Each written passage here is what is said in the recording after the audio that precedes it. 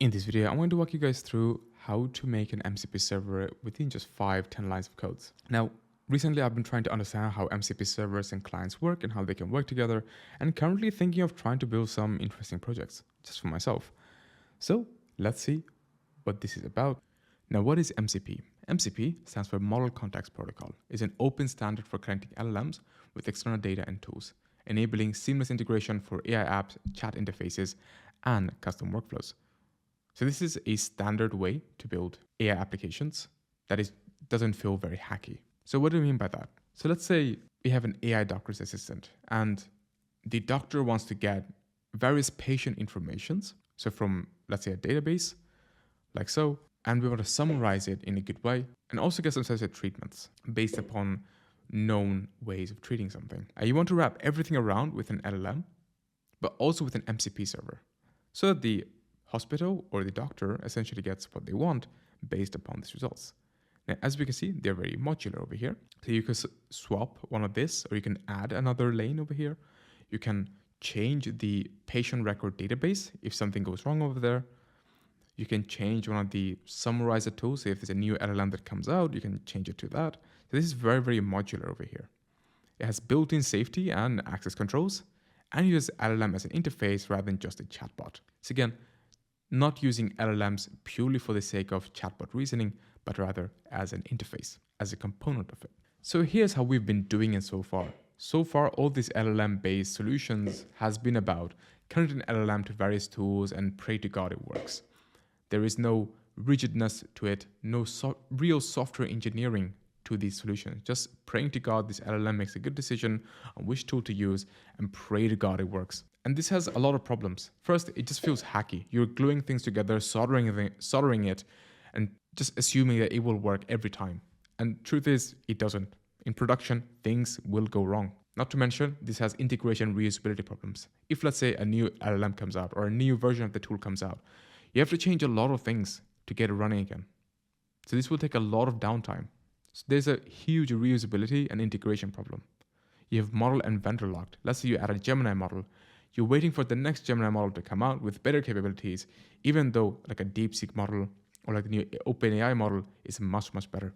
How do you do it seamlessly that works with every single tool in your entire system? So a serious problem over here. Now this is where MCP comes in and makes it better. So you have an LLM to communicate with an MCP server, so an interface layer, which then connects to various different services. These services can be various tools connected to a database, API, or some internal documentation, for example. So you're not relying upon LLMs to do everything for you. And I think that's a way more scalable way of building AI-based solutions. Here we have a empty project over here in VS Code.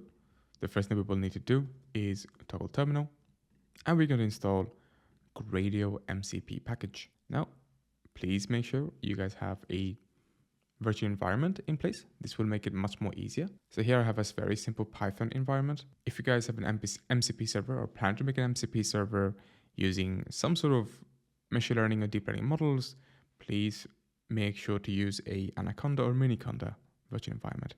That should make your life much more easier. But nevertheless, we install this. Now it's complaining that it doesn't have pip, so let me just make sure that's installed. Okay, now that we have pip 3 installed, let's install it. You guys can use pip. I'm going to use pip 3. So now we have the Gradio MCP server up and running, or installed, I should say.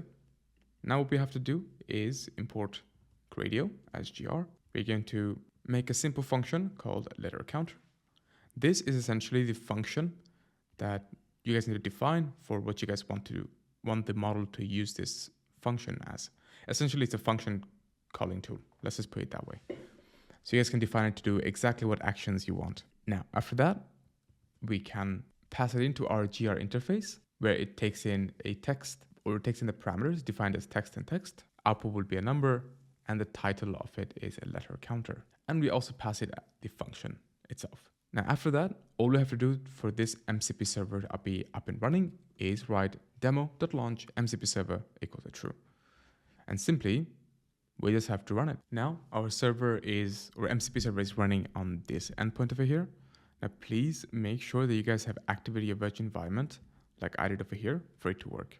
Where you guys have the Gradio package installed. Now, if we inspect the endpoint over here, this is what it looks like. You have event endpoint data like so. Great. Now, what we're going to do is have this information available to our MCP client.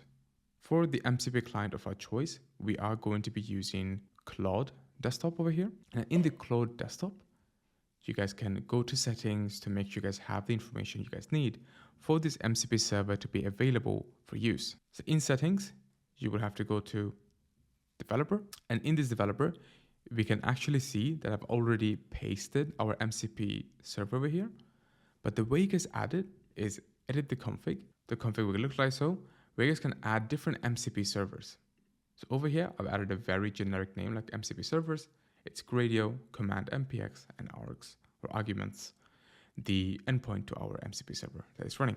Typically, you would host this MCP server into a server like a Google Cloud Platform server or somewhere, like a vendor server, and then you paste in the endpoint over here.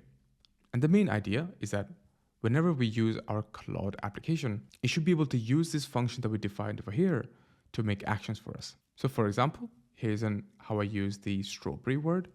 So how many R's are in strawberry? So we have used 1 and then 3 R's over here. So in total, we have 4 R's. So we can try this question again to see if it works. We're going to pass in strawberry. So 1 more R. Let's see if it can use the MCP server that we defined just recently. This time it actually didn't use the MCP server, which is very interesting. But nevertheless, this is an example of how the client can use the strawberry or letter counter MCP server in action. Alright guys, I hope you found this video insightful. If you guys did, please if you subscribe, I make similar videos like these. Alright guys, I hope to see you in my next video. Have a nice day.